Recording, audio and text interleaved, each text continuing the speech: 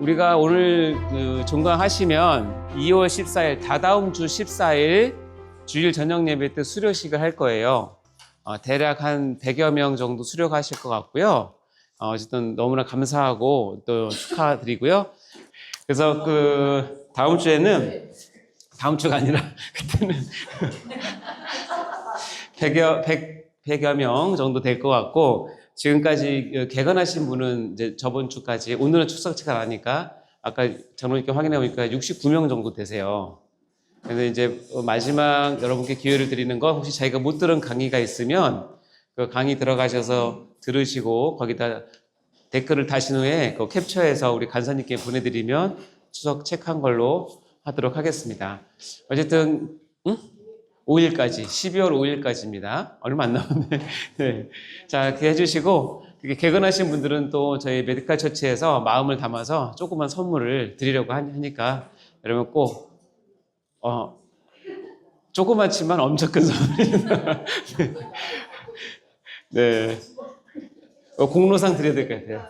예. 대추차 공로상. 네, 박수 한번 해주세요.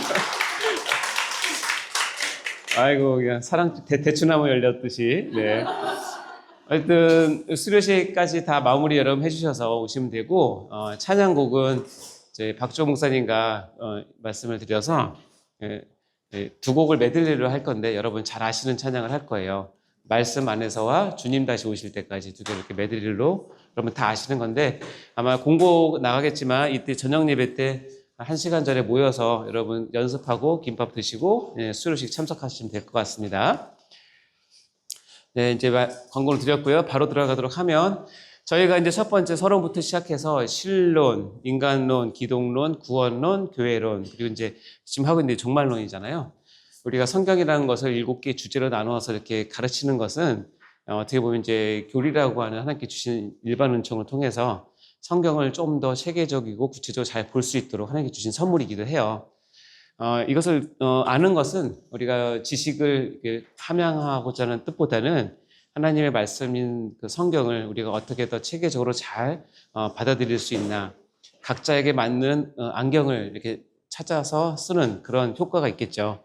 하여튼 이렇게 쭉 왔던 것들 너무나 감사하고, 자, 우리가 시간이 많이 없어 바로 들어가도록 할 텐데요. 우리 저번 시간에 우리 주일반은 1번, 2번 요한계시록 들어가기까지 했고, 요한계시록 전체 구조 가운데 어디까지 했냐면 인심판, 나팔심판, 대접심판에 대해서 쭉 했어요. 그래서 오늘은 이제 막간의회부터 시작할 텐데, 혹시 처음 듣는 분에서 짧게 보시면 옆에 나눠드린 교환의 표에 보면, 이 서론이라고 하는 것은 요한계시록 전체를 여는 문과 같고, 가장 중요한 것은 요한계시록은 예수 그리스도의 계시다라는 것을 꼭 기억하시고요.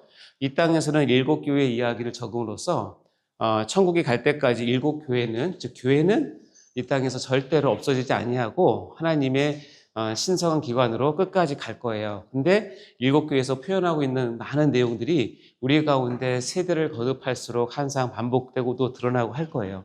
그래서 7교회를 아는 것은 우리 자신의 모습을 아는 굉장히 중요한 것이 되고요. 여기 빨간 표시로 되어 있는 것은 여기서 끝나는 것이 아니라 이것이 끝까지 간다라고 이해하시면 되죠. 자, 이와 동시에, 아주 동시에 땅에서는 7개의 여러 환난과 어려움이 있지만, 동시에 하늘에서는 하늘 예배가 지금도 드려지고 있다. 보좌를 중심으로. 그래서 하늘 예배가 무엇인지, 우리가 이 땅에서 어려운 교회의 어떤 사명을 감당할 때 힘들수록 어려울수록 여러분 눈을 들어서 하늘 예배를 바라보시면 되고요. 하늘 예배가 어떤 내용인지 쭉 나옵니다. 그리고 이제 요한계시록은 크게 3가지 어떤 사이클을 갖고 설명을 하는데, 7 인을 가지고 인심판이라고 하는 사이클, 나팔심판이라고 하는 사이클, 7 대접이라고 하는 사이클을 가지고 이렇게 쭉 돌아가는데요.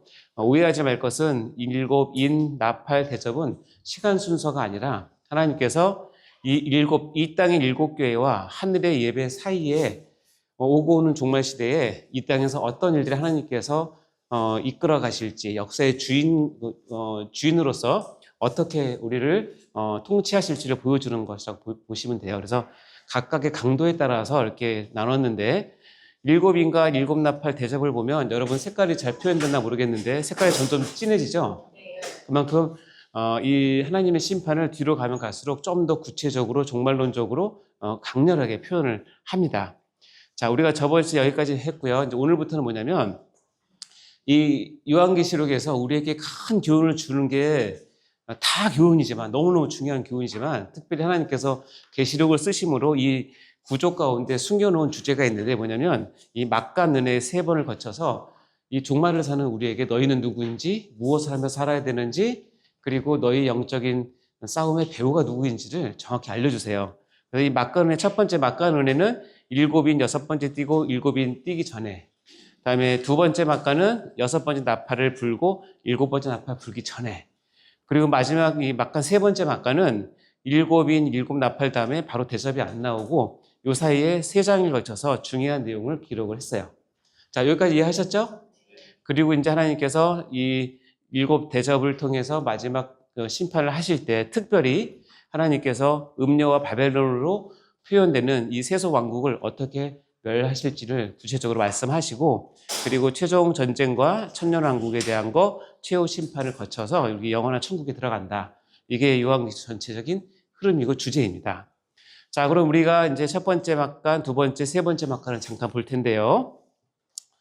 자, 여기 보면 이제 막간 은혜입니다. 그래서 막간 은혜는 종말의 환란 속에서 하나님께서 이 막간을 통해서 우리에게 많은 교훈을 주신다는 거예요.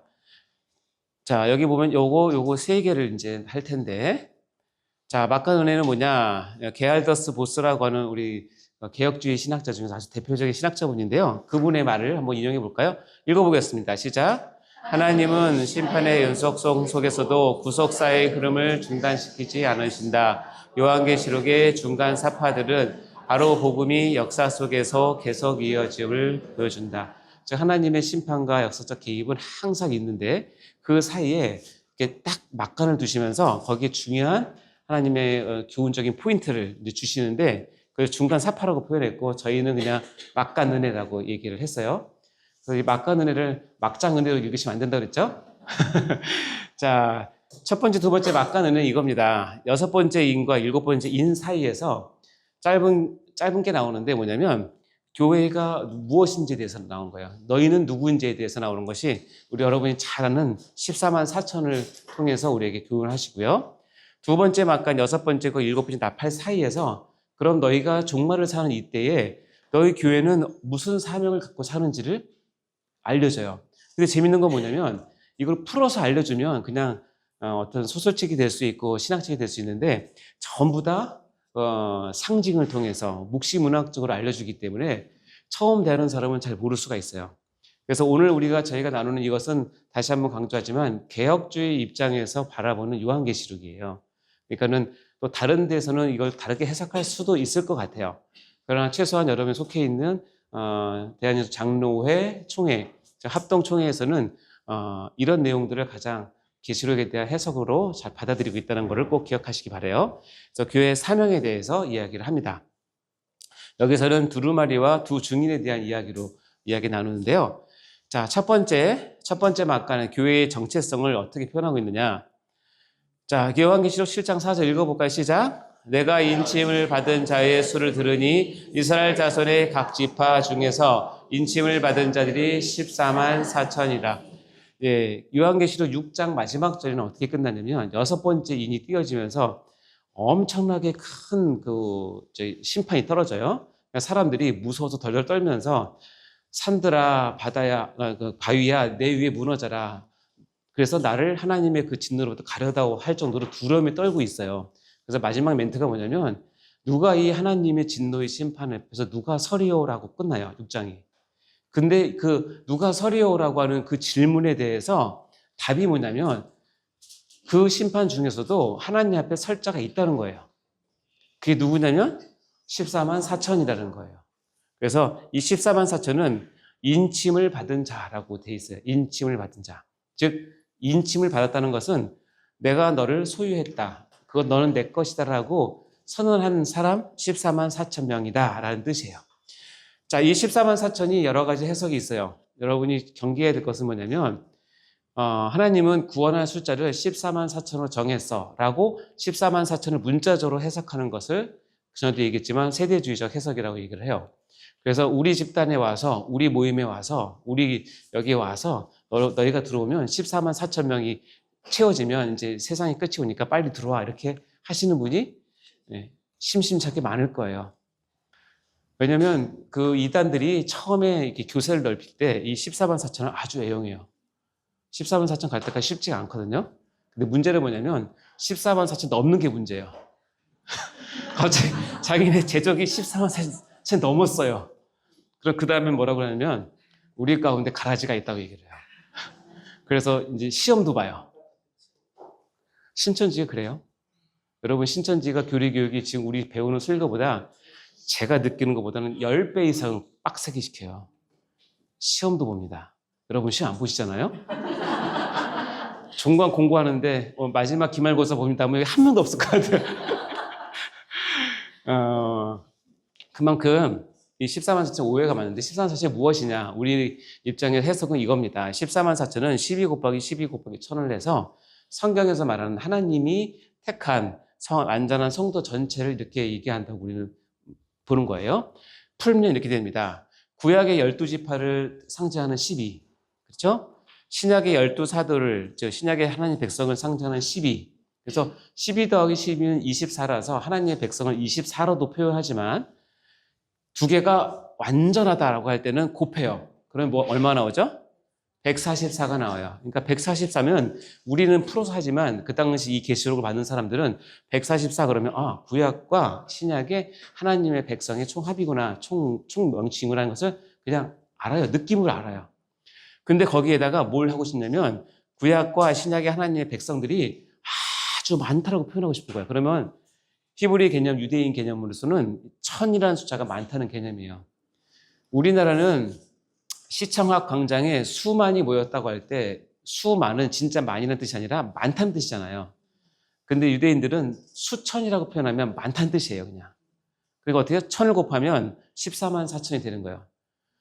인치입을 받은 자가 14만 4천이래. 이거는 14만 4천 명이라는 뜻이 아니라 이것을 읽는 계시록에 있는 초대교회 성도들은 구약과 신약의 하나님 백성의 총수는 많구나라고 받아들이는 거예요.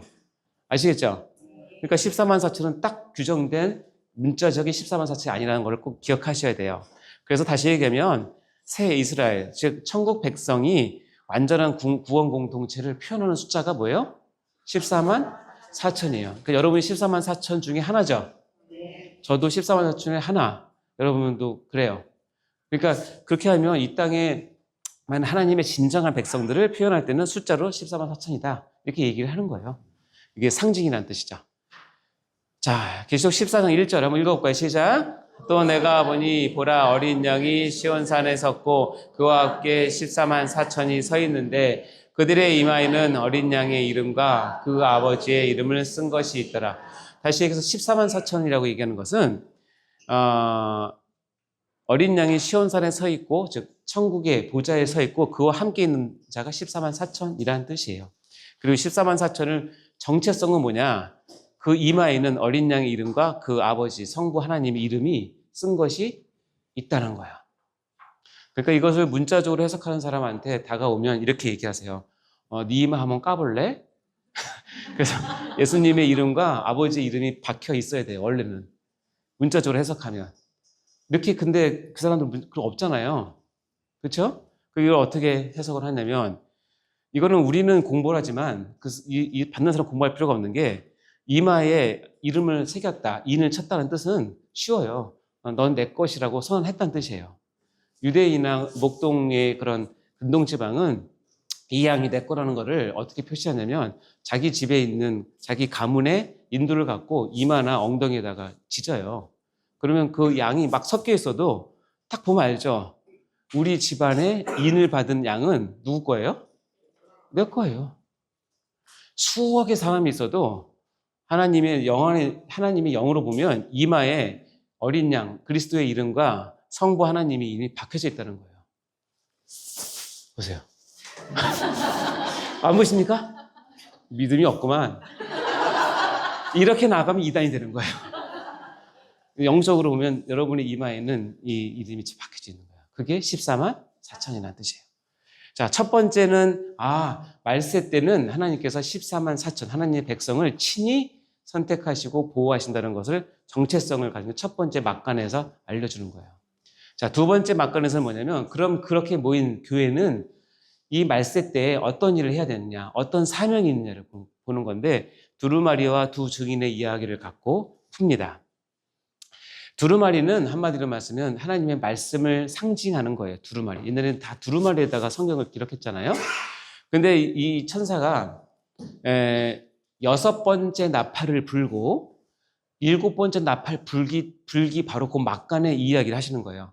천사가 요한을 데려다가 작은 두루마리 하나를 줘요. 그럼 받아 먹으라고 얘기를 해요.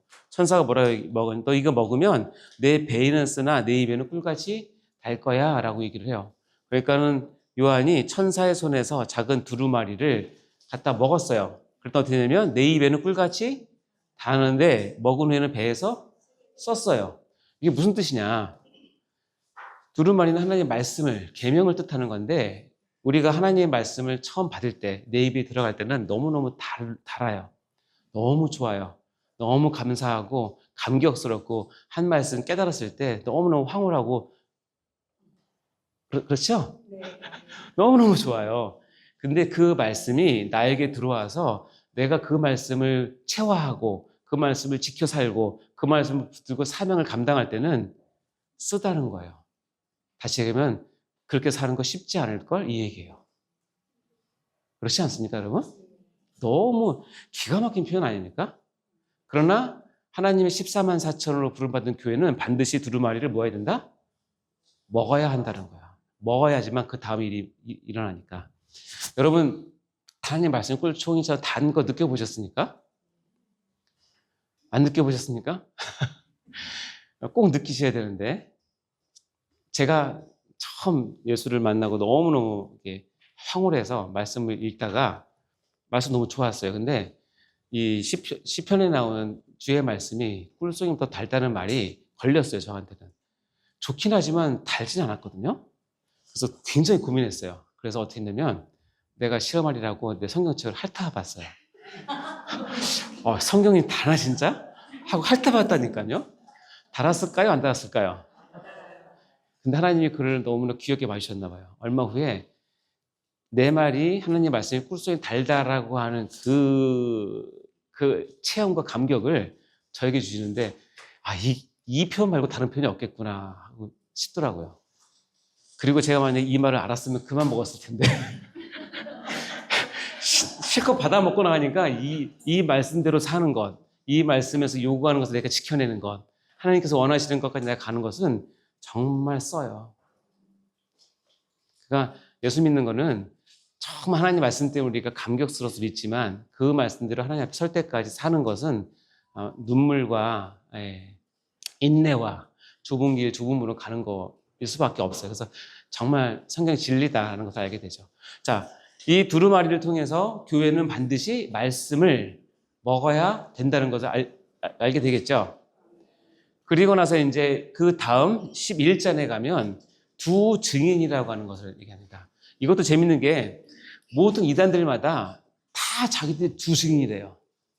이 두 증인은 다 자기라고 얘기하고 교주라고 얘기해요. 그래 그 뜻이 아니라 두 증인, 두 감람나무, 두 촛대라고 다음 절에 보면 두 선지자라고 나오는 둘은 성경에서 뭐냐면 성경에서는 하나는 증인의 역할을 할 수가 없어요. 반드시 둘 이상이 돼야 증인의 역할을 감당해요. 즉 교회는 증인이 돼야 되는데 둘이니까 뭐예요? 확실한 증인이 되는 뜻이에요. 확실한 증인. 그러니까 이 두 증인, 두 감람나무, 두 촛대는 다 교회를 뜻하는 거예요.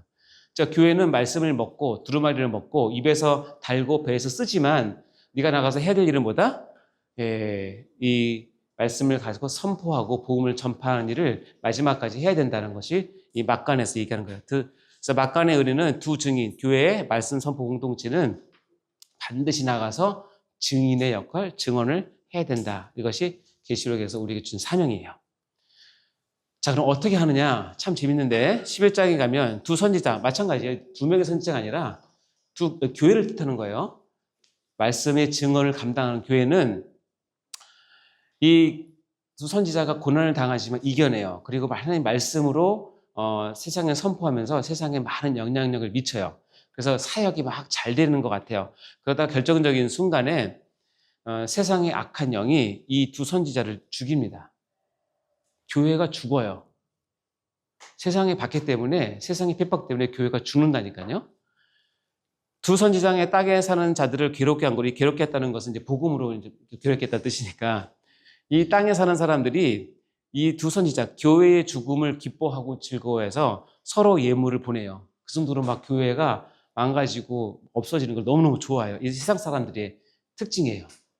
근데 너무 놀라운 건 뭐냐면 3일 반 후에 하나님께로부터 생기가 그들 속에 들어가면 그들이 발로 일어서서, 이걸 뭐라고 그래요? 부활이라고 그러죠. 죽었는데 발로 일어섰어요. 구경하는 자들이 크게 놀랬죠. 근데 하늘로부터 큰 음성이 있어 이리로 올라오라 함을 그들이 듣고 구름을 타고 하늘로 올라가서, 이건 뭐라고 그래요? 승천이라고 그래요. 그러니까 원수들도 구경하더라고 돼 있어요. 교회는 이 땅에서 해야 될 일이 뭐냐? 복음을 증거하다가 고난을 받아서 죽어요. 그리고 어떻게 해요? 부활해요. 그래서 하나님 올라오라고 하실 때 승천해요. 이거 누구 얘기예요? 그렇죠? 예수님이 이 땅에 오셔서 복음을 증거해요. 고난 가운데. 그러다가 어떻게 해요? 죽죠? 그러다 어떻게 해요? 3일 반 만에 부활하죠? 그리고 하나님께서 어떻게 하죠? 승천하죠. 교회는 이 땅에서 뭘 하며 사느냐? 그리스도가 했던 일을 따라 사는 것이 교회라는 뜻이에요. 아멘? 아멘. 여러분이 죽음을 마야 부활하게 되고 승천하게 돼요.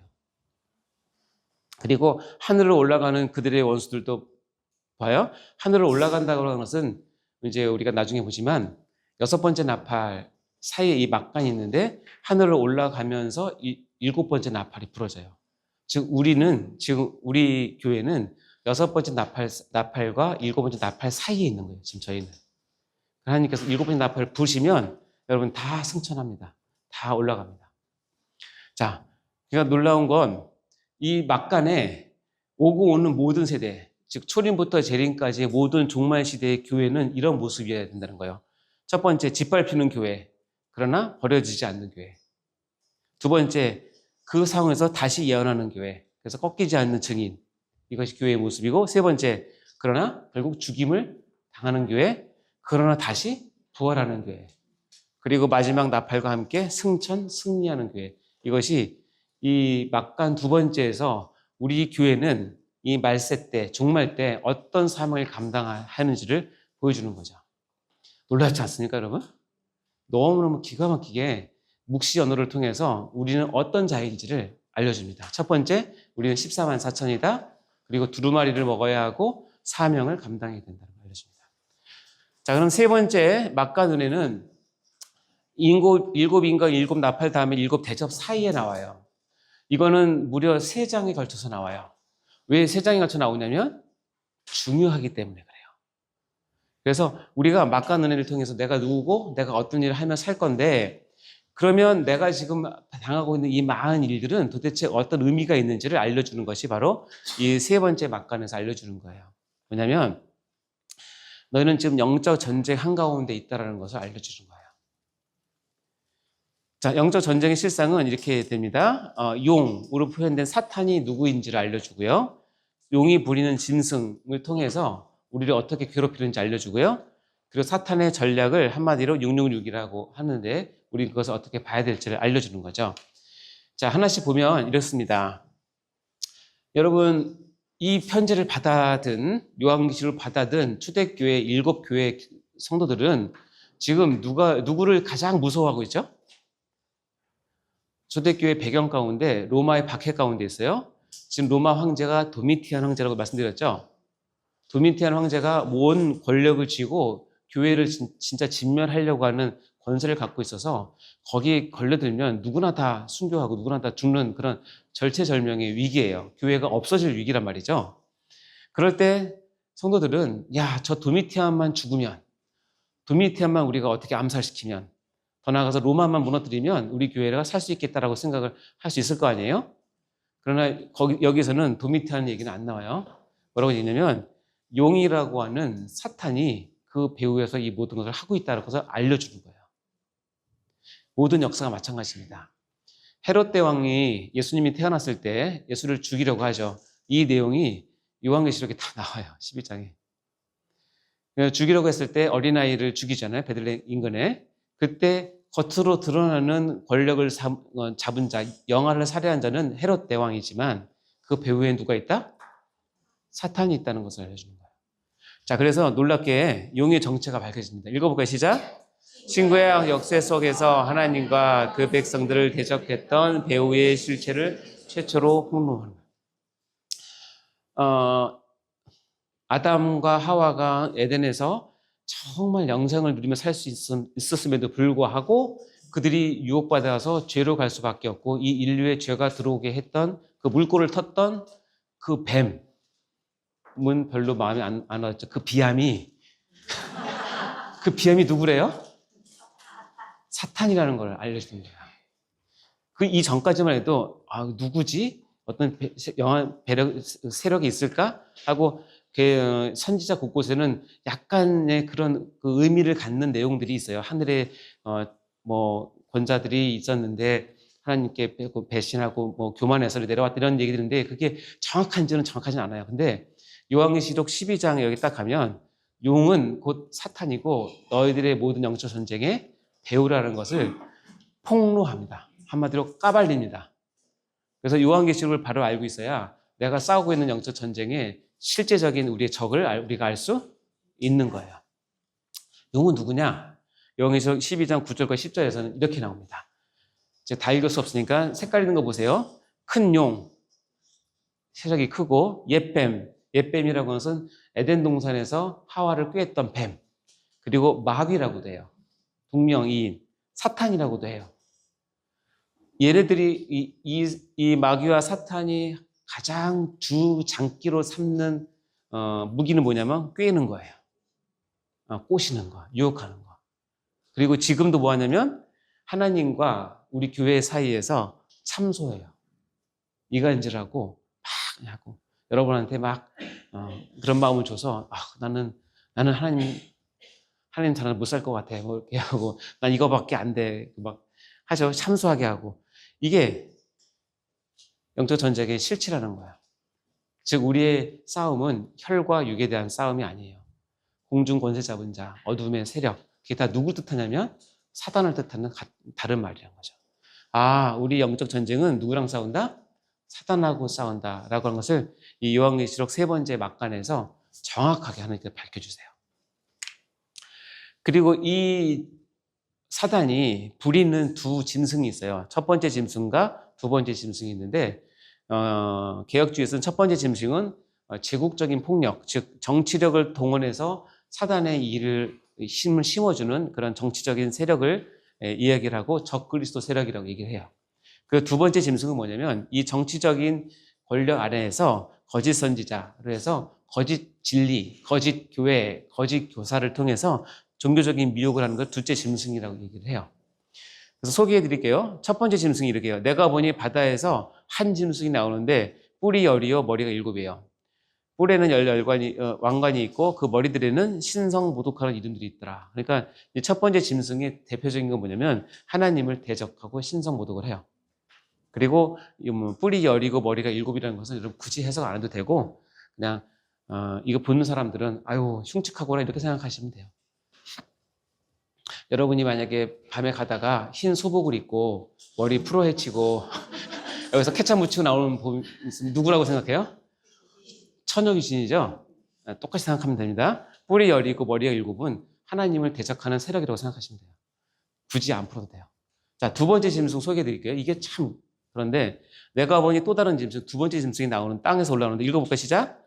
어린 양같이 두 뿔이 있고 용처럼 말을 하더라. 어린 양같이 두 뿔이 있어요. 그리고 뭐예요? 어린 양 같아요. 그러니까 겉모습은 예수님 같아요. 근데 하는 말은 뭐처럼 얘기해요?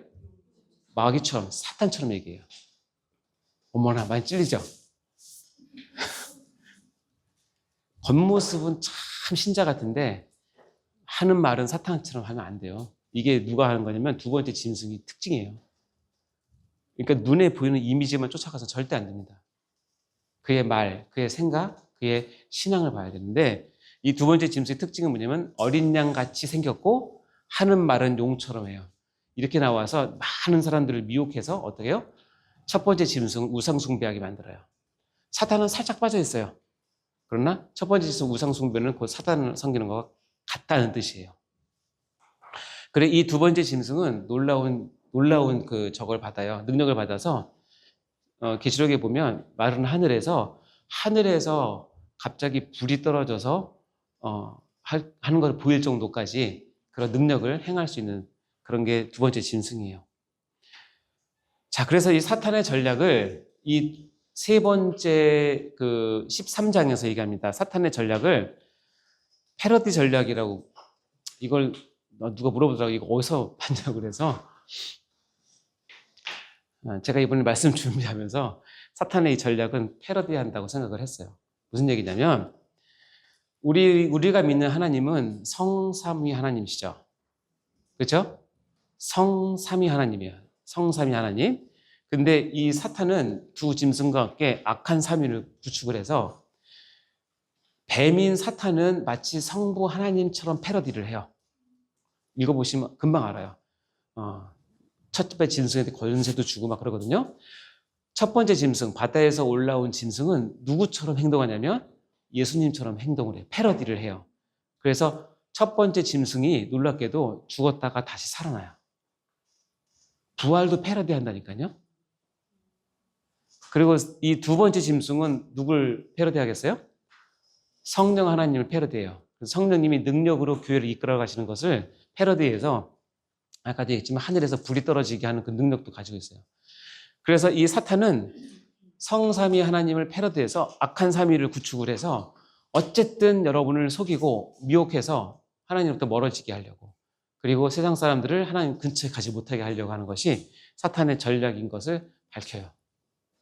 이게 초림 때부터 앞으로 재림하실 이 기간 동안에 이 사탄의 전략은 변하지 않아요. 이미 성경에서 다 밝혀놨기 때문에. 따라서 여러분 속으시면 안 돼요. 네. 사탄의 전략은 패러디 전략이다.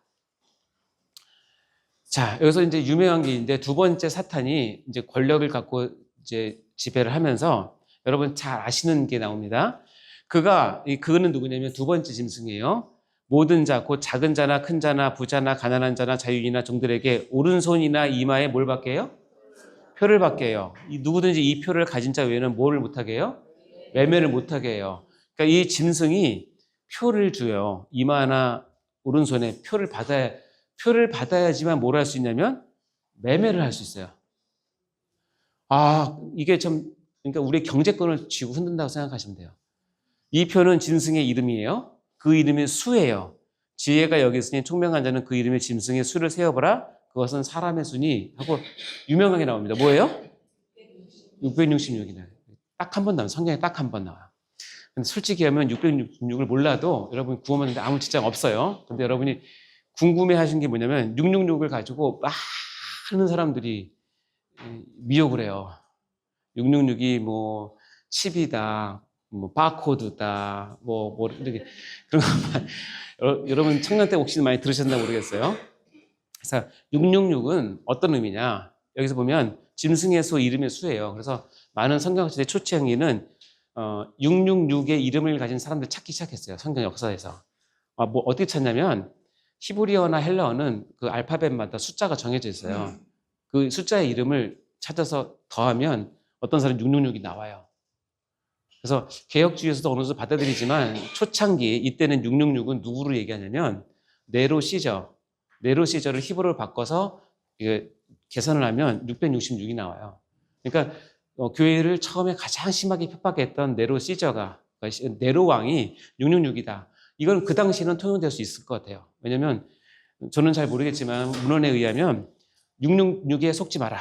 666이 다가온다.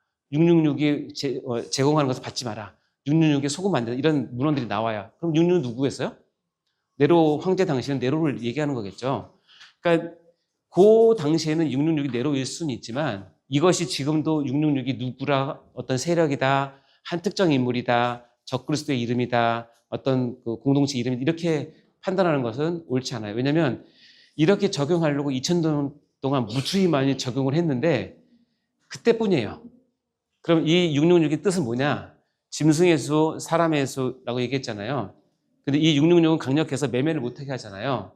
이것을 보면 제가 첫 번째 시간, 저런 시간에 얘기했지만 하나님은 7이라는 숫자를 굉장히 좋아하세요. 완전한 수예요. 그렇죠? 근데 7에다가 완전해서 불완전으로 가려면 하나를 빼면 되죠. 그럼 뭐예요? 숫자가? 6이에요. 그래서 6은 성경에서는 불완전한 수, 사람의 수, 육체의 수로 우리가 읽어요. 아시겠죠? 근데 이 불완전한 수가 3개나 겹쳐 있어요. 6, 6, 6이에요. 그럼 뭐예요? 불완전하고 불완전하고 또 불완전하다는 뜻이에요. 다시 얘기하면 육체와 하나님 데려가는 여러 인간의 시도, 사탄의 시도들이 다 뭐하다? 불완전하고 불완전하고 불완전하다. 7을 반복해서 흉내 내려고 하는 것은 실패했다는 뜻이고 하나님께서 666을 보여주신 이유는 뭐냐면 사탄이 패러디 작전을 통해서 전략을 통해서 삼위 하나님을 흉내내려고 많이 노력하지만 하나님 입장에서 보면 뭐다? 불완전하고 부족하고 틀렸다. 절대로 완성되지 못한다라는 것을 알려주시는 거예요. 그래서 저 혼자 생각인데 이 666이란 말, 이 요한계시록 13장 말씀을 초대교회 사람들이 딱 읽었을 때 666을 딱 보면서 저는 우리처럼 무서워하거나 이게 뭐지 궁금해한 게 아니라 웃었을 것 같아요. 아, 이거 참 하나님 유머 코드가 참 좋으시네.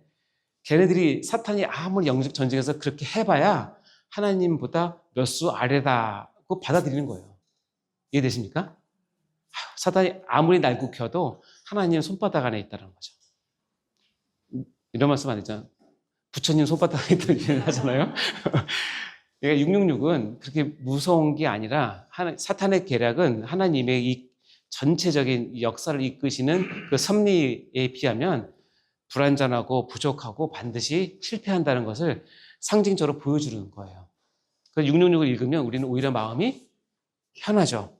아, 도미티안 황제가 아무리 강력한 군사를 갖고 아무리 철저한 행정을 갖고 우리를 괴롭혀도 그거 다 헛거야. 그거 다 불완전해. 이렇게 받아들이는 거예요. 그럼에도 불구하고 여러분 아시는 게 뭐냐면 666표를 받는다는 뜻은 뭐냐면 사단이 해놓은 그 체계와 시스템과 그 우상숭배에 굴복하는 것을 666을 받는다라고 표현하는 거예요. 그래서 이게 뭐냐면 짐승의 권세에 굴복하는 인류 전체를 상징하는 것이 666 받는다라는 뜻이에요. 반대말은 14만 4천이 된다는 뜻이고. 이해되시죠? 그래서 성경은 여기서부터는 666을 받은 세력과 14만 4천을 받은 사람들과의 싸움으로 계속 진행이 돼요. 그러니까 저럼 666 받으면 안 되겠죠? 아멘? 조시는 분 받을 것 같은데 뺏기워주세요. 근데 아까 말씀처럼 666표를 받지 않고는 매매를 하지 못한다라고 하면서 나온 그 구절이 있어요. 그 구절에서 결국 협의적으로 얘기하면 뭐냐면 666을 받는다는 것은 뭐냐면 자기의 생계를 위해서 자기 목이 포도청이니까 자기 생계를 위해서 믿음을 파는 망령된 사람들을 666 받는다고 얘기한다는 거예요.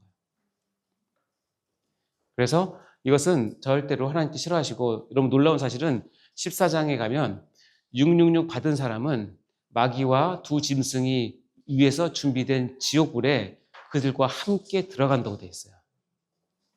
666 받은 사람들은.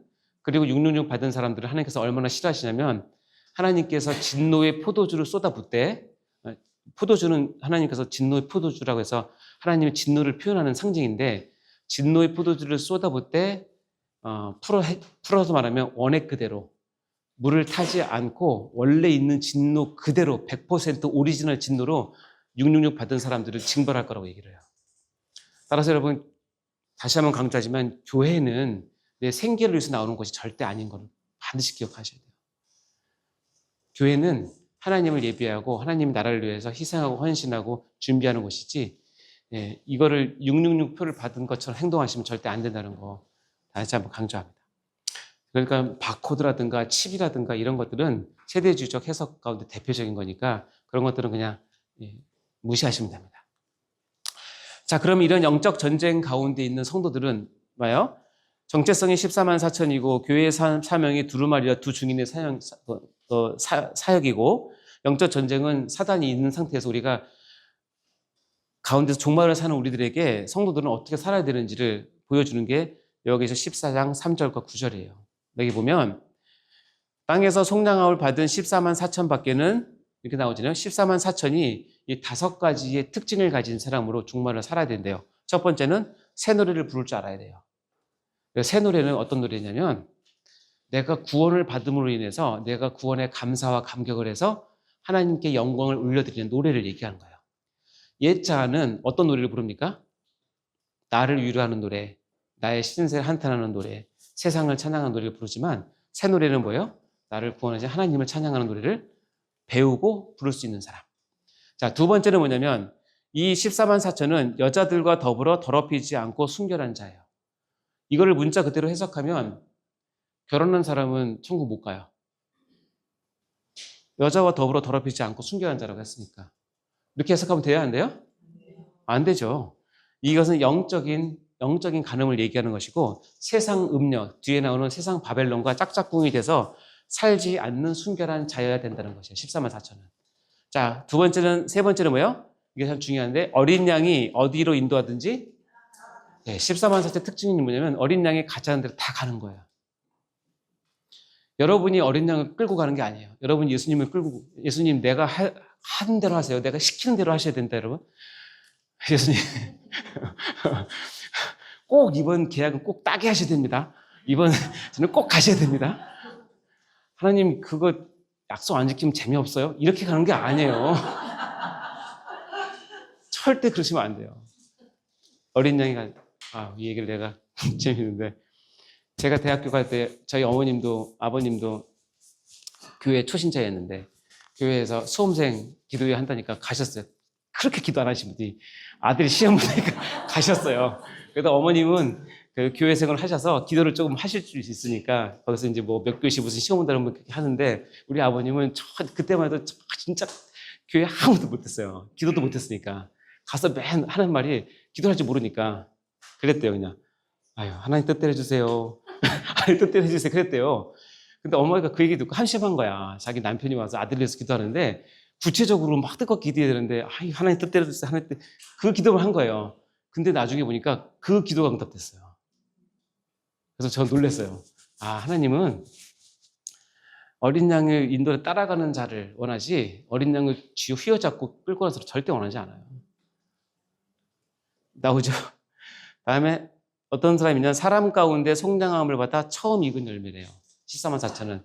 다시 한번 강조하는데 뭐냐면 구약에서 처음 익은 열매, 첫 새끼, 첫 양, 이거는 뭐냐면 다 하나님의 거예요.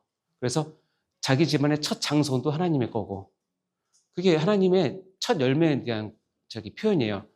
14만 4천은 처음 익은 열매다. 다시 얘기하면 너는 반드시 내 거라는 뜻이에요. 절대 사탄이 손 못 든다는 뜻이에요. 그래서 하나님과 어린 양이 뭐한 자? 속한 자라는 것을 다시 한번 얘기하죠. 그리고 어떻게 사느냐? 그 입에 거짓말이 없고 흠이 없는 자예요. 신실한 성도, 거짓말을 하지 않고 흠이 없게 살아가는 자. 이게 도덕적 완벽주의를 뜻한다기보다는 하나님의 공의와 의를 붙잡고 그렇게 살려고 성화의 삶을 산다는 뜻을 우리가 받아들이면 되겠죠. 이런 자들이 이 종말을 사는 성도들의 어떤 이 특징 5가지입니다. 여러분의 삶을 돌아보시면 되고 이것은 그때나 지금이나 앞으로도 14만 4천을 바라보는 하나님의 기준이에요. 14만 4천 이 정도는 돼야지. 아시겠죠? 네. 기억하셔서 이렇게 사시면 됩니다. 자, 다음에 이제 빨리 넘어갑니다. 다음에 이제 7대접에서는 하나님의 엄청난 진노가 종말의 진노가 쏟아집니다. 근데도 불구하고 우리가 저번에 봤지만 이 7인, 7나팔, 7대접의 심판이 쏟아지는 데서도 세상 사람들, 즉 하나님을 모르는 사람들은 두려워는 하지만 뭘 하지 않는다 그랬죠? 두려워는 해요. 근데 뭘 하지 않아요? 회개하지 않아요. 네, 회개하지 않아요. 그때 하나님께서는 대표적으로 이 대접을 쏟아부으시면서 엄청나게 진노를 하시지만 회개하지 않는 세상 사람들을 내가 반드시 멸망시킨다는 걸 의지를 보여주세요. 그게 뭐냐면 17, 18장에 세속 왕국의 멸망이에요. 음녀와 바벨론으로 표현되는 세속 왕국은 내가 반드시 멸망한다. 그래서 하나님은 사탄, 두 짐승 물론 싫어하시지만 사탄과 두 짐승에게 속아서 아니면 거기서 빌붙어서 거기에서 자기 영혼을 팔아서 666 받은 사람을 정말 싫어하세요. 그래서 좀 중심을 지키셔야 됩니다. 우리는 비록 바벨론 가운데 살고 있지만 바벨론에 속한 사람은 아니에요. 여러분은 죽으나 사나 14만 4천이에요. 14만 4천. 아셨죠? 여러분 힘든 분들 위로할 때 어머나 14만 4천님 힘내세요 이렇게. 넌 빼도 박도 못해. 넌 구원 받았잖아 이런 뜻이에요. 그래서 7 대접 심판 가운데 악에 대한 하나님의 완전한 심판의 완성을 보여주지만 세상 사람들은 두려워하지만 회개하지 않기 때문에 음녀 바벨론의 멸망을 구체적으로 쫙 기록한 것이 17장 18장이에요. 그러면서 한 절만 제가 보도록 하면 음녀 바벨론 즉 그 두 짐승에 의해서 이게 시스템화된 세속적인 시스템에 대해서 세상에 돌아가는 그런 것들을 통해서 많은 부를 누리고 환락과 쾌락과 하나님 누렸던 사람들이 어떻게 멸망하는지를 보여주는 장면과 이게 나와요. 그 세상 사람들이 파는 상품을 딱 기록을 해놔요. 뭐냐면 금과 은, 그렇죠? 금값 비싸잖아요. 금과 은, 보석, 진주, 세마포, 자주옷감, 비단, 붉은 옷감, 각종 향목, 각종 상아 그릇, 값진 나무, 구리와 철, 대리소로 만든 각종 그릇, 계피, 향료, 향유, 유향, 포도주, 감람류, 고운 밀가루와 밀, 소와 양과 말과 수레. 여기까지 이해가 돼요. 근데 제일 마지막에 눈에 들어오는 게 있어요. 뭐예요? 그들이 파는 것 가운데 뭐가 있어요?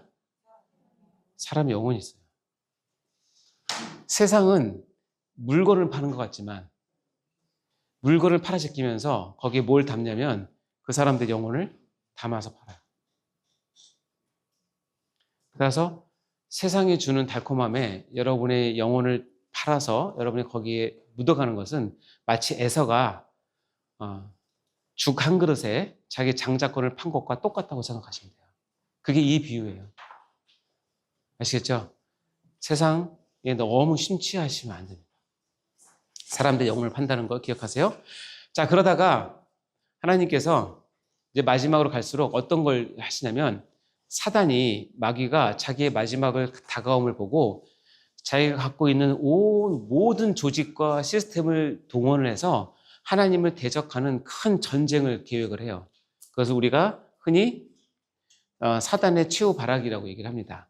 우리가 흔히 이걸 아마겟돈 전쟁이라고 얘기도 하기도 하고 또는 곡과 마곡의 전쟁이라고 얘기도 해요. 이거에 대한 해석은 불분명해요. 이게 미래에 있는 거냐 지금 있는 거냐부터 시작을 해서 정확히 규정내기는 어렵고요. 개혁주의에서도 여러 가지 말이 있기 때문에 제가 정확히 지적하지 않겠지만 공통점이 있는데 뭐냐면 예수님이 재림하기 직전에는 지금까지 했던 우리 영적인 전쟁, 영적인 유혹, 영적인 그 파괴력보다 훨씬 더 강력한 사단의 마지막 최후 발악이 반드시 있다. 이런 것은 동일해요. 그럼 여러분 살다가 야 예수님 오실 때 다 됐네 이런 생각 들지 않습니까? 그런 생각 안 해보세요? 참 사단 발광하는구나. 뉴스를 보나 뭘 봐도 야 어떻게 인간이 저렇게까지 갈 수가 있냐 뭐 느끼지 않습니까? 얼마 전에 제 아내랑 얘기했는데 우리나라 사기가 너무 많아요. 사기 공화국이래요. 그 피해받은 사람들이 얼마나 피눈물 나는 걸 보여주지 않습니까? 그리고 보면 진짜 마지막까지 사단은 여러 시스템을 통해서 특히 경제적인 걸 통해서 많은 성도들 뿐만 아니라 세상 사람들을 막 혼란하게 만듭니다. 그게 이제 이런 전쟁이다라고 이제 표현한다는 겁니다. 아시겠죠? 네, 여러분이 그 전쟁에 참여할지 말지 이런 중요한 게 아니라 그런 전쟁이 있을 것이고 중요한 포인트는 뭐냐면 그 전쟁에 이기는 분이 있다는 거예요. 이기는 분. 누구냐면 어린 양. 그들이 뭐냐면 아마겟돈 전쟁이나 곡과 마곡 전쟁을 불러일으켜서 사단의 하나 된 그 적 그리스도 세력들이 예수와 더불어서 싸워요. 예수와 더불어서 싸운다는 것은 눈에 보이지 않는 것은 예수와 더불어 싸우지만 눈에 보이는 건 누구랑 싸우는 거예요? 교회와 싸우는 거예요. 이해되시죠? 그래서 어린 양은 만주의 주시오 만왕의 왕이심으로 그들이 뭐한다? 이긴다. 그와 함께 있는 자들은 또 부르심을 받고 택하심을 받은 진짜한 자들도 이긴다는 거예요. 자, 그 싸움에서 이기는 게 둘이에요. 하나는 어린 양 예수 그리스도께서 이기시고 그리고 예수 그리스도와 함께 있는 교회가 반드시 이긴다. 결정이 됐어요. 그 싸움은 이기기로 결정됐어요. 누가? 예수님과 그 교회가 이 악랄한 최후의 발악에서 반드시 이긴다. 아멘? 이겼기 때문에 여러분 이겼다고 생각하시고 이제 신앙생활 하시면 돼요. 여러분 이기려고 하지 마시고 이겼다. 아시죠? 믿고 가시면 돼요. 어떻게? 이겼다. 여기 보면 이렇게 됩니다. 내가 하늘에 열린 것을 보니 백마와 그것을 탄 자가 있으니 그 이름은 충신과 진실이라. 백마와 그것을 탄 자, 이거 누구겠어요? 백마와 그것을 탄 자가 충신과 진실이에요. 그가 공의로 심판하며 싸워요. 누구를 표현한 상징이겠어요? 예? 예수님을 표현한 거예요. 옛날에 왕은 승리하고 자기 성에 들어갈 때 반드시 어떤 걸 타요? 백마를 타고 갑니다. 승리의 그 상징이거든요. 그러니까 그것을 해서 예수님이 백마와 그것을 탄 자, 즉 예수님을 표현한 거예요. 최후의 승리, 이 마지막 전쟁에서 승리하신 분이 백마를 타고 승리를 하시는 거예요. 이러다 보니까 모든 이단의 교주들은 뭘 타고 나타나요? 여러분 유튜브 보세요. 이만희도 백마 탔죠. 다 백마 타, 백마. 이걸 그렇게 백마를 타면 자기가 진짜 하나님 되는 걸 생각을 한 거죠. 근데 그 뜻은 뭐냐면 승리하셨다는 뜻이에요. 왕으로서 승리하셨다. 근데 어떻게 승리하셨냐? 그의 입에서 뭘로? 예리한 검이 나오니. 그의 입에서 나온 예리한 검은 뭘까요? 아멘. 말씀. 이 영적 전쟁에서는 말씀 이외에는 승리할 수가 없어요. 말씀이 우리의 승리의 유일한 수단이자 무기예요. 그래서 에베소서에 보면 성령의 검, 곧 하나님의 말씀 갖고 우리가 싸우는 거예요. 하나님 전신갑주를 입고. 아시겠죠? 그래서 예수님은 그때는 어떻게 하냐면 철장으로 다스려요. 강력한 힘으로 악한 세력을 다스리고 어때요? 진노의 포도주 틀을 밟을 거예요. 그때는 인정사정 안 봐줘요. 그러니까 초림에 오시는 예수님을 마치 어린 아기 사랑 많으신 예수님 이렇게 연약한 모습으로 했다면 재림의 예수님은 아니에요. 여러분 철장으로 다스리고 포도주 틀을 짓밟는 강력한 심판주로 오세요. 그리고 그는 항상 입에서 예리한 검, 말씀으로 다스립니다. 이 말씀은 적그리스도들한테는 엄청난 공포고 무기겠지만 우리에게는 뭐예요? 생명이에요. 생명. 그 말씀 외에는 우리가 살 수가 없기 때문에. 그래서 잠깐 이제 여러분이 궁금해하시는 네 가지 천년왕국이 나오는데 천년왕국은 실은 여러분이 몰라도 전혀 구원받는 입장 없어요. 그러니까 여러분 천국 갈 때 시험을 안 볼 것 같은데 혹시 시험을 보더라도 천년왕국은 시험이 나오지 않아요. 왠지 아세요? 네 가지 천년왕국 학설이에요. 학설이니까 네 개 중에서 여러분이 골라서 아무거나 믿어도 누가 뭐라고 그럴 사람이 아무도 없어요. 예수님이 가서 야, 너 후천연설 믿었어? 너 자격 탈락 이런 적 없어요. 이거는 그냥 우리들이 여기 나온 천년왕국에 대한 해석을 하다 보니 팽팽하게 맞서요. 근데 다 장단점이 있어요. 다 장단점이 있어서 그러니까 그게 학설이에요. 이걸 안 넣고 싶은데 여러분 가운데 이게 또 궁금한 사람이 그렇게 많네요. 천년왕국이 뭐예요? 그래서 여러분이 궁금한 것 같아서 잠깐 설명을 하면 천년왕국은 계시록 20장 1절부터 6절 특히 6절에 나오는 천년왕국이라는 단어를 문자적으로 해석할 것인가 상징적으로 해석할 것인가에 따라 달라지고요. 그 종말의 다른 사건들과 시간 관계가 어떻게 되느냐에 따라 달라지고 그래서 그리스도의 재림이 천년왕국 전에 있나 후에 있나 다 달라지기 때문에 이것들을 조합해서 만든 것이 네 가지 학설이에요. 보시면 이거는요. 20장 6절이 이는 첫째 부활에 참여한 자는 복이 있고 거룩하도다. 둘째 사함에 그들 다스리는 권세가 없고 도리어 그들이 하나님과 그리스도의 제사장이 되어 천년 동안 그리스도와 함께 더불어 왕노릇 탔다. 이 천년 동안 왕노릇 해요. 자, 이거를 문자적으로 보고 싶으신 분 아니면 나는 상징이다 보고 싶으신 분 관심 없다? 자, 봐요. 이 천년 동안을 많은 학자들이 연구를 해요. 저는 너무 좋다고 생각해요. 성경 연구하는 건 너무 좋으니까. 네 가지가 나와요. 뭐냐면 후천년설, 전천년설 2개, 무천년설 하나. 후천년설, 그러니까 전천년설은 또 세대주의적 전천년설과 역사가 전천년설이 있어요. 이 네 가지가 천년왕국의 네 가지 학설이에요. 쉽게 얘기하면 후와 전은 뭐냐면 천년왕국이 끝나고 예수님이 오신다 그러면 후천년이고, 천년왕국 시작되기 전에 예수님이 오신다 그러면 전천년이에요. 그게 아니라 천년은 시간이야, 진짜 천년이 아니라 상징적인 의미야라고 받아들인 것이 무천년이에요. 딱 하자면 개혁주의 입장에서는 대부분 루터, 칼빈, 다음에 소강서 목사님, 그리고 저도 무천년설을 더 많이 신봉을 해요. 그래서 위에 있게 뭐 틀렸다 이런 건 아니에요. 그런데 한 가지 주의할 점이 뭐냐면 세대주의적 전천년설은 이단들이 가장 많이 사용하는 전천년설이에요. 그래서 이거는 조심하셔야 돼요. 자, 어떤 그 뜻이냐? 후천년설은 뭐냐면 하나씩 볼까요? 천년왕국이 있는데 우리 교회가 너무 열심히 사역을 해서 이 땅이 천년왕국처럼 아주 이데아, 유토피아가 돼서 예수님이 보시고 흐뭇해서 야, 이제 내가 이제 내려갈 만한 때 됐네 하고 내려오신다는 것이 후천년설이에요. 이건 19세기 때 완성됐는데 이것을 주장하고 싶은 사람은 뭐냐면 기독교를 통해서 사회 개혁을 하고 싶으신 분들은 이 천년설을 많이 신봉을 해요. 우리가 열심히 노력해서 우리가 열심히 섬기고 가난한 사람도 구제하고 나쁜 정치 세력 몰아내고 하면 이 땅에서 천국이 이루어져. 이것이 완성되면 누가 오신다? 예수님이 오셔. 예수님이 빨리 오시게 하자. 우리 열심히 사역하자. 좋은 뜻이에요. 근데 이건 조금 안 맞는 게 여러분 살아보니 이 땅이 천국 될 것 같아요? 나 때문에도 안 되죠. 이건 조금 현실하고 안 맞아요. 저는 살아가면 살아갈수록 진짜 사람 악하다는 걸 너무너무 느껴요. 저 자신도 그렇게 깜짝깜짝 제 자신의 모습에도 야, 이제는 덜 됐다. 진짜 덜 됐다. 이렇게 느낄 때가 많은데 많은 사람들의 시스템이 절대로 주님 원하시는 시스템으로 절대 가지 않아요. 왜냐하면 사단이 그렇게 두지 않아요.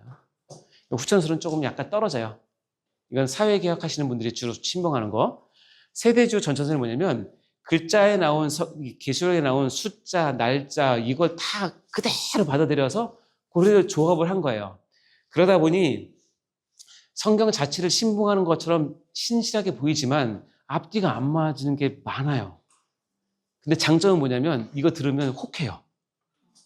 왜냐면 지금 사건들하고 막 연관시키니까 너무너무 재밌어요. 제가 전천년설을 처음 배울 때 이걸로 배웠기 때문에 너무너무 재밌었어요. 막. 그래서 교황이 하나님께 그렇게 보시는구나 뭐 이렇게 하고 뭐 그랬는데 중요한 건 뭐냐면 여기는 예수님이 공중 재림을 한 번 하고 그때 이 지상에 있는 성도들을 끌어올려서 휴거를 해요. 그런 다음에 공중에서 7년 동안 혼인잔치가 있어요. 그리고 이 세대적 전천년설을 가진 분들이 가장 중요하게 보는 거 뭐냐면 이스라엘의 회복이에요. 근데 우리는 이스라엘의 회복을 영적 이스라엘의 영적인 회복을 보는데 이 사람들은 진짜 이스라엘 국가가 유대주의를 버리고 예수님을 아멘 하고 받아들이는 그때가 종말이라고 생각하는 거예요. 올 것 같아요? 절대 그렇지 않아요. 그래서 어떻게 되냐면 3년 반 동안 왕국풍을 하고 뒤에 3년 반 동안 대혼란이라고 하는 성경에 나오는 대혼란을 끌어다가 써요. 그래서 예수님이 1차적으로 공중재림 하시고 7년 동안 기다렸다가 2차로 지상재림을 하세요. 지상재림 한 후에 천년왕국이 시작된다. 이것이 세대주의적 전천년설이에요. 가장 큰 단점은 뭐냐면 예수님은 우리가 전에 배웠지만 한 번 오세요. 예수님이 오다가 근데 뭐 부고 안 내고 다시 가지 않고 한 번 오세요. 근데 여기는 어떻게 되냐면 공중재림과 지상재림 둘을 나눠서 설명해야 돼요. 이거는 좀 안 맞는 부분이에요. 그래서 세대적 전천년설이 틀리다고까지 얘기하진 않지만 다시 한번 강조하지만 이단이나 사이비들이 가장 많이 애용하는 천년설이 세대주의적 전천년설이기 때문에 이렇게 강조하는 교회라든가 집단에 가시면 좀 조심하셔야 돼요. 분명히 뭐가 있어요. 다음에 역사적 전천년설은 초대교회 때 많은 성도들이 이 천년왕국에 대한 개념을 갖고 신앙생활을 했어요. 그래서 이것은 성경적이다라고 받아들이고 제가 알기로는 우리 교회 총회도 합동 측도 4가지 천년설 중에서 공식적으로는 역사적 전천년설을 지지를 해요. 왜냐하면 이것은 초대교회에서 그렇게 해왔던 전통이 있기 때문에 이건 쉬워요. 지금 우리가 7교회가 배교 환란 가운데 있는데 참고 견디면 주님께서 오셔서 천년왕국 시작된다예요. 너무 심플하죠. 우리가 다 갖고 있는 생각이에요. 그러나 이거는 그래도 우리가 믿을만 하고 좋은데 아까도 얘기했지만 저는 뿐만 아니라 우리 담임 목사님도 저한테 얘기하셨는데 자기는 무천년설을 신봉한테 얘기하셨고 루터나 칼빈도 칼빈이 그랬어요. 어떻게 하나님이 우리와 동행하는 기간을 1000년이라고 하는 그 시간에 이렇게 묶을 수 있느냐. 이건 너무 외람되다라고 얘기할 정도로 1000년이라는 것은 뭐냐면 상징이란 거예요. 천이 모였어요. 그때 아까 많은, 무수히 많은 긴 이런 뜻이잖아요. 하나님 보시기에 상당 기간 동안 상징적인 전천년 왕국이 있고 이때 기록된 많은 사건들은 성경책에 기록된 많은 사건들은 그 시대도 있었고 중세에도 있었고 근세에도 있었고 지금도 있어요. 계속 반복돼요. 역사는. 사단은 근데 전략은 똑같고. 그러면서 어때요? 이 천년왕국이 됐을 때 상징이 있다가 하나님께서 때가 되시면 재림하신다. 그리고 부활하고 대심판하신다. 이렇게 가는 거예요.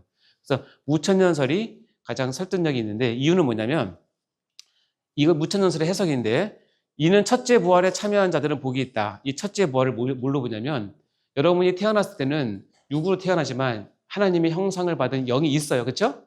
있는데 어떻게 해요? 죄로 말미암아 거의 죽어서 태어나요. 존재가 없는 건 아니지만 여러분의 영은 죽어서 태어나요. 근데 어떻게 해요? 그 영이 깨요. 그걸 뭐라고 그래요? 첫째 부활이에요. 이거를 신학 용어로 우리 구원론의 용어로 중생이라고 얘기해요. 중생에 참여한 자는 복이 있고 거룩해요. 중생을 한번 받은 사람은 둘째 사망, 영원한 사망, 지옥 가지 않는다는 뜻이에요. 중생에 참여한 자들은 복이 있고 절대로 지옥 가지 않는다라는 뜻이에요.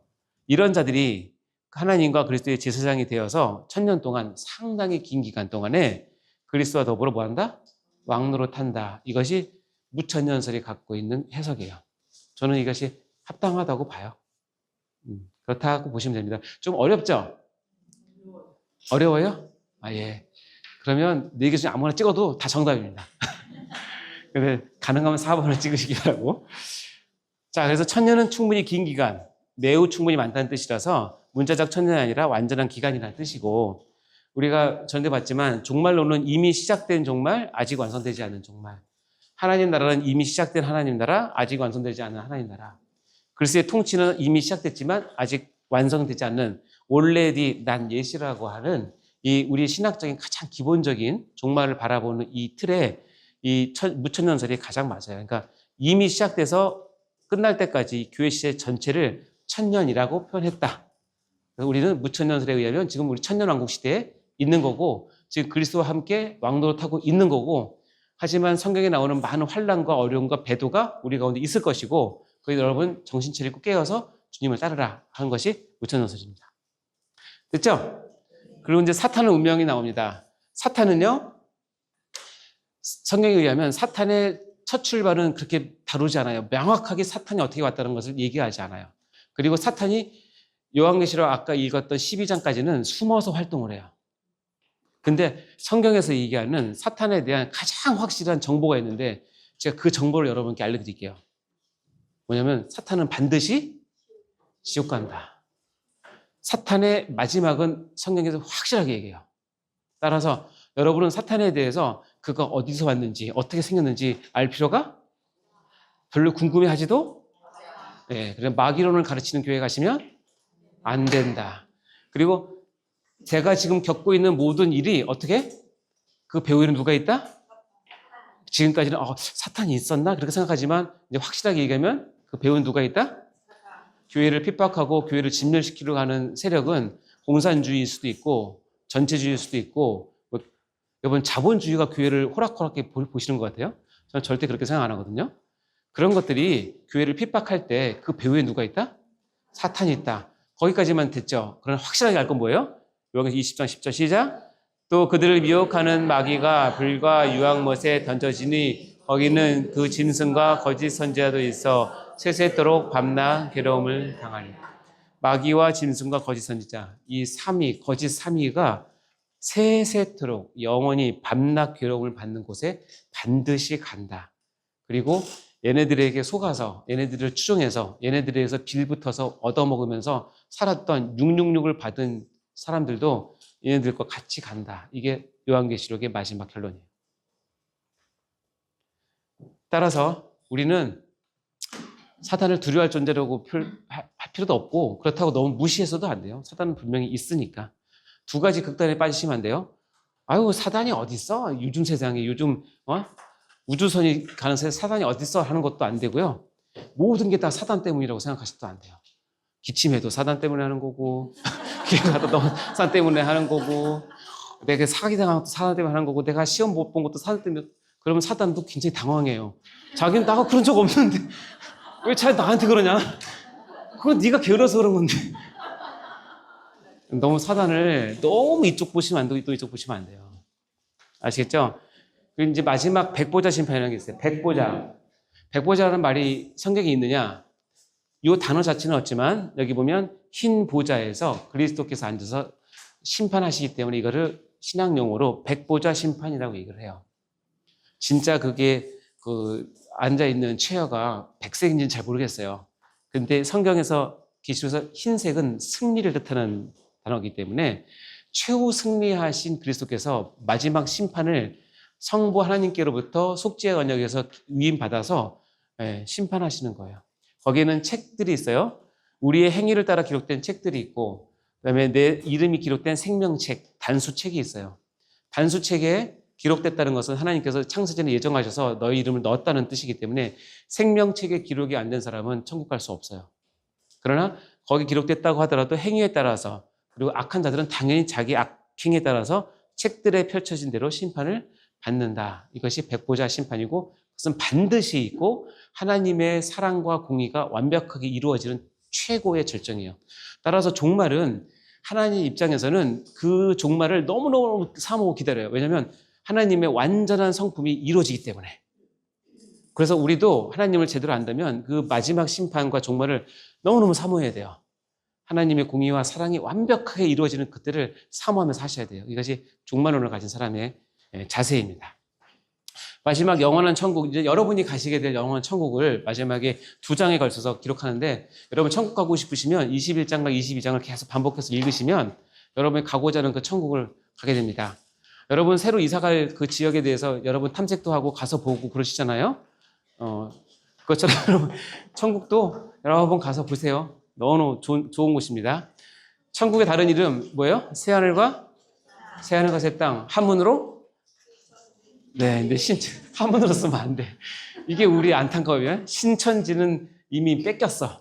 주도권을 뺏겼어. 이미 이 단어로. 새하늘과 새 땅. 또 다른 말로 새 예루살렘이라고 해요. 그러면 천국이 뭐냐?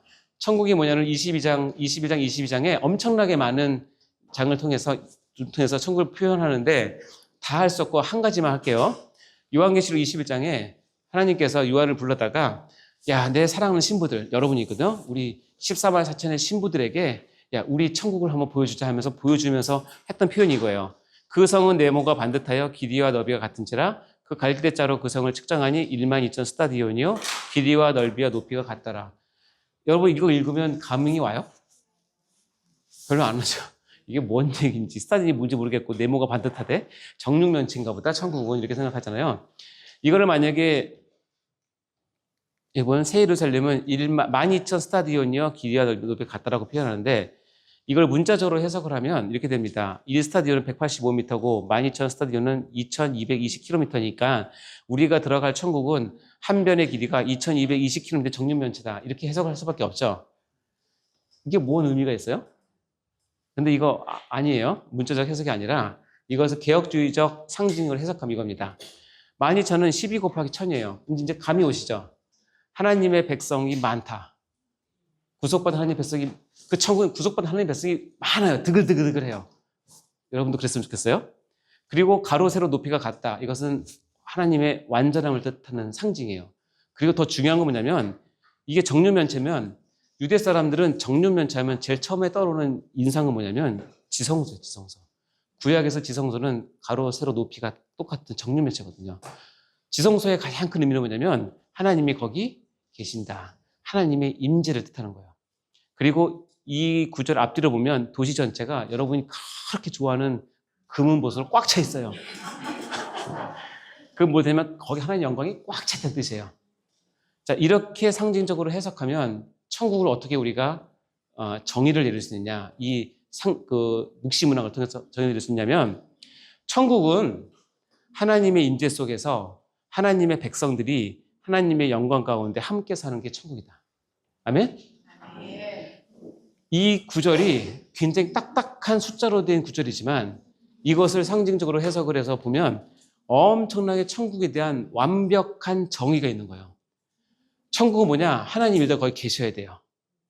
하나님이 사랑하는 백성들이 거기 있어야 돼요. 그리고 하나님의 영광이 꽉 차 있어야 돼요. 그리고 함께 그분과 있는 거예요. 언제까지? 영원히. 우리는 영원이라고 얘기하지만 이 영원이라는 단어는 우리 입에서 나와도 의미가 없어요. 왜냐하면 우리는 영원에 대한 개념을 가질 수 없기 때문에. 우리 차원을 벗어나야 영원을 갈 수 있는데 천국 가면 영원히 사는 거예요. 그게 천국이에요. 아멘? 소망이 되십니까? 요한계시록은 진짜 기가 막힌 책이에요. 제가 보면 볼수록 제가 성경 연구를 그래도 몇십 년 했는데 요즘에 요한계시록을 보면서 와, 지금까지 했던 것들을 다 집합한 게 요한계시록이라는 것을 깨달아서 여러분도 요한계시록 사랑하시고 많이 봤으면 좋겠습니다. 천국 가면 우리가 그렇게 붙잡고 있는 생명나무가 계세요. 생명나무가 누구예요? 예수님이에요. 네. 예수님이 생명나무로 거기 계신다는 것. 자, 이제 요한계시록 마지막 교훈을 하도록 하겠습니다. 아이고, 여러분 기다리시는데 4가지입니다. 첫 번째, 기다려라. 2번, 말씀 안에서. 3번, 상급신앙을 가지고. 4번, 이기는 자들아. 이걸 제가 어떻게 교훈을 잡았냐면 성경의 66권 제일 마지막 장 마지막 절부터 거꾸로 올라가면서 하나님께서 주신 말씀을 정리한 거예요. 기다리라. 요한계시록 22장 20절 21절 성경의 가장 마지막 장절. 하나님께서 우리에게 계시로 주신 마지막 말씀. 읽어볼까요? 시작. 이것들을 증언하신 이가 이르시되 내가 진실로 속히 오리라 하시거늘 아멘. 주 예수여 오시옵소서. 주 예수의 은혜가 모든 자들에게 있을지어다. 아멘. 내가 진실로 속히 이렇게 하신 말씀은 다른 말로 뭐예요? 너 반드시 기다려라 하죠. 내가 속히 온다. 기다려라. 여러분은 어떤 일이 있어도 기다리셔야 돼요. 그러니까 예수님이 오신다고 하는 믿음을 붙잡고 기다리셔야 돼요. 첫 번째 교훈은 기다려야. 두 번째는 말씀 안에서입니다. 그 바로 위에 가면 22장 18절 19절 얘기되어 있어요. 여러분 잘 아시는 말씀인데 두루마리의 예언을 듣는 모든 사람에게 이제 얘기한다. 누구든지 이것들 외에 더하면 안 돼요. 이 재앙들을 그에게 더하실 것이고 이 예언의 말씀을 제하면 제해버린다. 다시 얘기하면 말씀 있는 그대로 말씀이 가라고 한 것까지 말씀이 원하는 것까지 그 안에서 더하고 빼고 하지 말고 온전히 말씀 안에서 거하라요. 종말 때 여러분이 해야 될 두 번째, 말씀 안에 거하라. 아멘? 세 번째는 그러면서 어떻게 거하느냐? 상급신앙을 가지고. 자, 22장 바로 윗절에 보면 12절에 이렇게 있습니다. 읽어볼까요? 시작. 보라 내가 속히 오리니 내게 줄 상이 내게 있어 각 사람에게 그가 행한 대로 갚아주리라. 분명히 말씀하셨어요. 예수님은 내가 너에게 뭐가 있다? 줄 상이 있으니까 그리고 그 기준은 네가 행한 대로 할 거니까 뭘 가지고? 상급 받을 마음 가지고 살아라는 뜻이에요. 그래서 우리가 저번 시간에 했던 상급신앙은 종말을 사는 신앙의 가장 중요한 핵심이에요.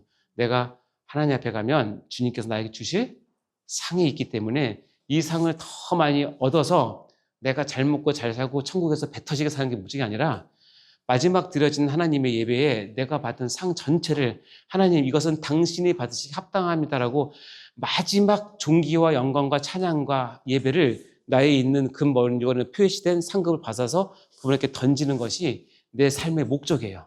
우리의 목적이에요. 아시겠어요? 그래서 반드시 줄 상이 있으니 잘 행해라. 그러면서 계시록에서는 어떻게 잘 행하냐 여러 가지가 있지만 공통적으로 나오는 게 있는데 뭐냐면 인내예요. 인내. 시작. 성도들의 인내가 여기 있나니 그들은 하나님의 계명과 예수에 대한 믿음을 지키는. 인내하셔야 돼요. 좀 하다가 안 된다고 포기하시거나 하다가 수틀린다고 삐치시거나 그러시면 안 돼요. 끝까지 뭐 해야 돼요? 인내. 인내는 하나님을 내가 사랑한다고 하는 표시예요. 그래 지키는 거니까. 자, 마지막으로는 그래서 우리는 어떤 자가 되야 된다? 이기는 자가 되어야 된다. 그래서 일곱 교회에게 공통적으로 하나님께 요구하시는 게 있어요. 칭찬이 있던, 책망이 있던, 칭찬만 있던, 책망만 있던 상관없이 그 교회에게 일곱 교회 동일하게 요구하는 건 뭐냐면 이기는 교회가 되라는 거예요. 그래서 이기는 자, 21장 7절 시작.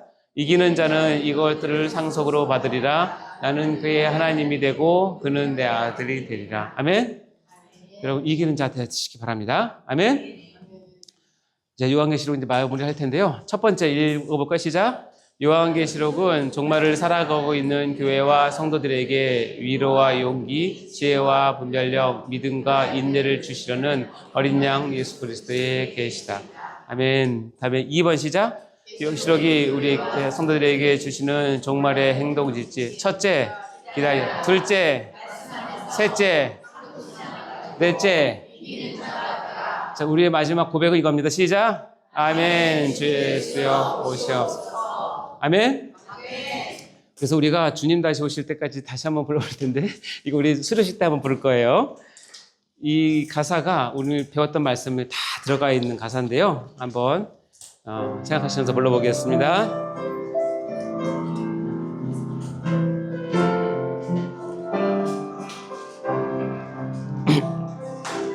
주님 다시 오실 때까지 나는 이 길을 가리라. 좁은 문, 좁은 길,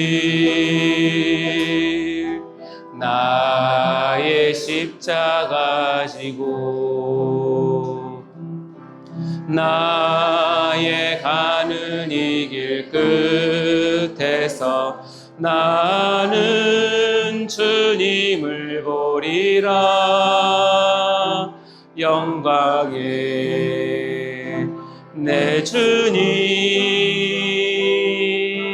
나를 맞아주시리.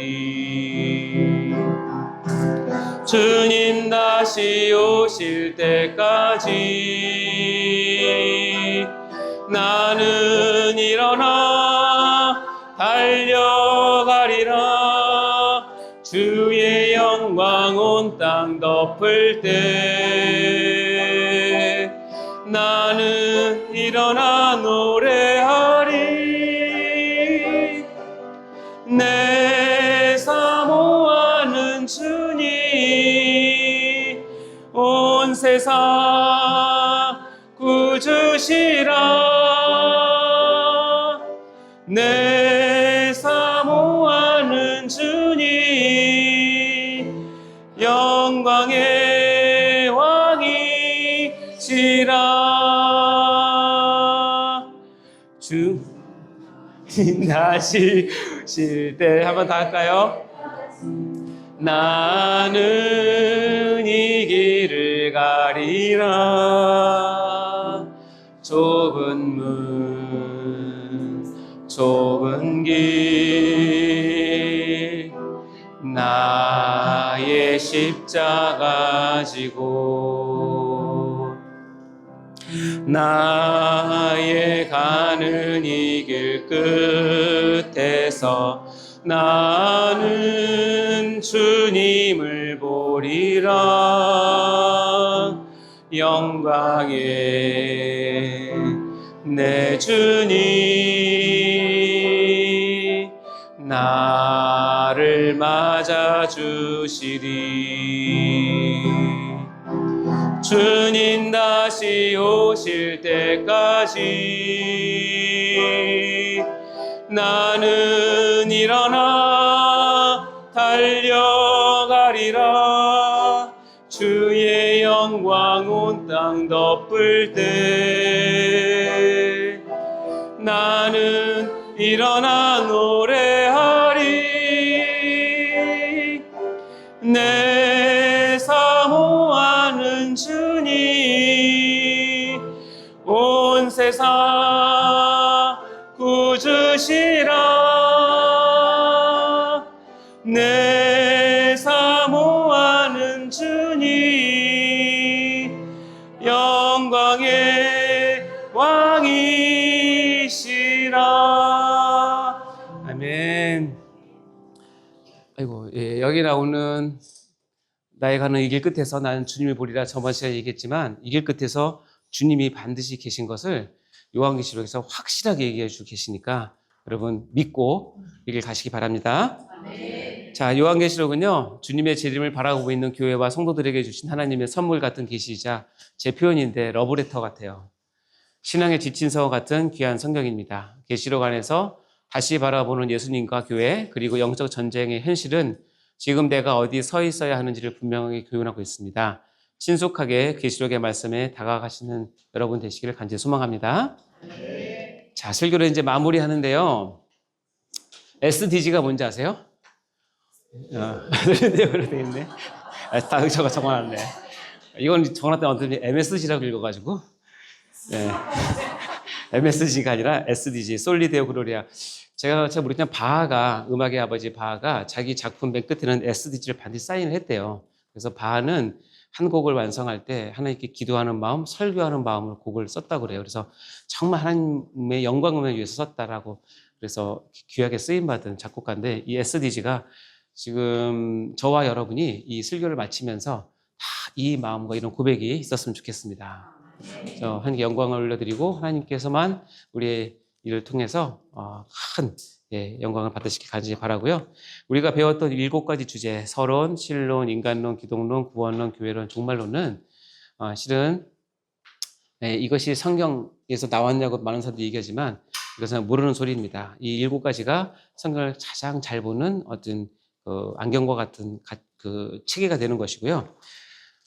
메이천이라고 하는 유명한 신학 교수님이 계신데요. 이분이 이렇게 얘기를 했습니다. 여러분 이걸 읽어보시면 교리가 왜 필요한지 아실 텐데 같이 읽어볼까요? 시작.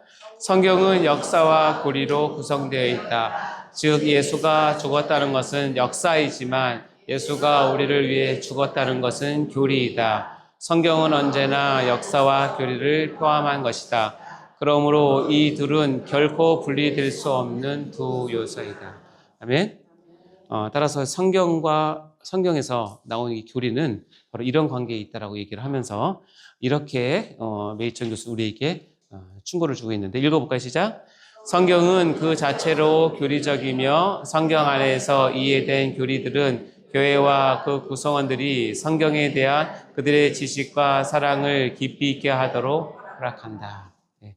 여러분이 하나님을 사랑하는 또 다른 하나의 어떤 툴을 이제 배우신 거예요. 그것이 뭐냐면 교리를 통해서 성경을 더 깊이 그리고 바로 정확하게 하나님 뜻에 맞춰서 아는 것이에요.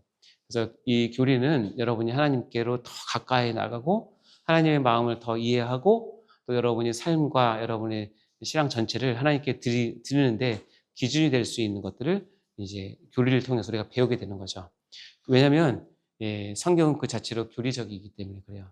그리고 이 교리를 세우기 위해서 한두 사람이 있는 것이 아니라 무려 2000년 동안 예수 그리스도 이후로 2000년 동안 이 구약과 신약의 이 방대한 하나님에 대한 진리, 계시를 정말 학자의 그 마음과 심정을 가지고 정리해서 만든 게 이 교리예요. 그래서 이 교리를 바로 세우기 위해서 수많은 언쟁과 다툼과 토론과 회의가 있었고 거기에서는 교리 때문에 전쟁이 나기도 하고 죽고 사는 그런 문제도 있었고 자기가 믿는 교리를 지키기 위해서 목숨을 기꺼이 버리는 사람들이 그렇게 많았어요. 그 이유는 뭐냐면 이 교리는 교리로 끝이는 것이 아니라 내가 알고 있는 하나님의 말씀 성경을 가장 잘 표현한 것이기 때문에 그렇습니다. 여러분에게 배운 이 슬기로운 교리 생활이 여러분이 성경을 잘 아는 그런 기회가 됐으면 좋겠고요. 자, 마지막 읽어볼까요? 1번 시작.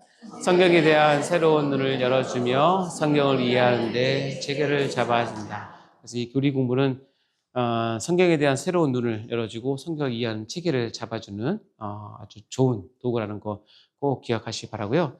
그럼 교리에서 가장 중요하게 다루는 것이 무엇이냐? 2번 시작.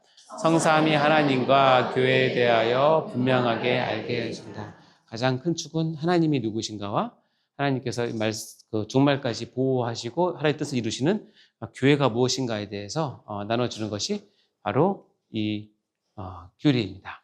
그래서 이 교리를 통해서 두 축, 성삼위 하나님과 교회를 분명히 알게 해준다는 거예요.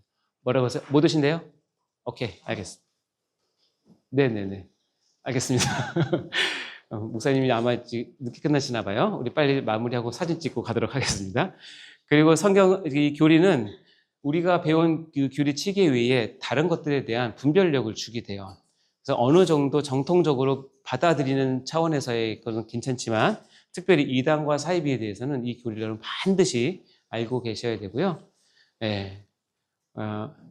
우리 메디컬 처치 한 장로님이 기가 막히게 지난주에 자기 사업장에 14만 4천에 가입하라고 온 사람이 있었대요. 그래서 오늘 배운 걸로 얘기했더니 찍소리를 못하고 갔대요. 이게 얼마나 큰 건지 아세요, 여러분? 네. 그러니까 이달에 대해서 올바른 대응을 하게 해준다. 자, 4번 읽어볼까요? 시작.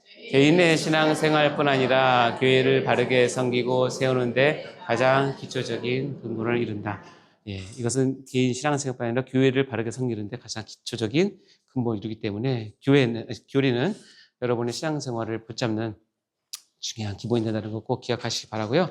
자, 이제 마지막 슬라이드입니다. 이제 1번 읽어보겠습니다. 시작. 교리는 성경에서 나왔으며 다시 성경으로 돌아가 성도들의 영혼과 삶의 기준이 되어야 하는 하나님의 선물이다. 예, 교리는 성경에서 나왔고 교리를 배우신 여러분 다시 성경으로 돌아가셔야 됩니다. 자, 2번 이거 제가 정말 여러분께 해드리고 싶은 말입니다. 슬기로운 교리 생활을 수강한 성도들은 주님 다시 오실 때까지 생명의 길, 좁은 길, 사명의 길을 걸어가는데 자신의 삶을 들이시기를 주님의 이름으로 간절히 축원합니다. 여러분 정말 축하하고 감사합니다. 수고 많이 하셨습니다.